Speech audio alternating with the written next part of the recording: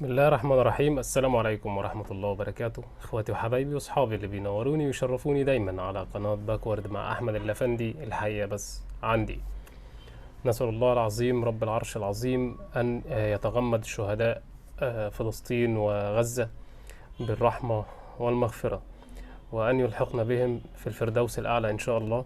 وزي ما بنوه دايما في البداية قبل ما ابدأ بأي كلام، اللي حابب يتبرع على 9770 9770.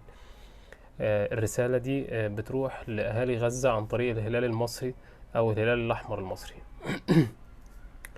نبدأ في الأحداث والكواليس بتاعتنا ما بعد مباراة الأهلي بيفوز على المقاولين العرب بصعوبة 2-1، ولكن في طبعا الفريق خارج من أزمة خسارة بطولة الدوري الأفريقي، ولكن نتمنى الفترة اللي جاية ان الاهلي يرجع لمستواه، في ظل ان لسه المستوى انا شايفه ان هو ضعيف شوية، وشايف كمان الاحداث النادي الاهلي مش بكامل مستواه. وطبعا النهارده هو يعني الماتش بتاع المقاولين مريح ناس كتيرة جدا، مريح علي معلول، مريح كهربا، طبعا كهربا ايقاف، مريح مروان عطية، مريح مين تاني، رامي ربيعة.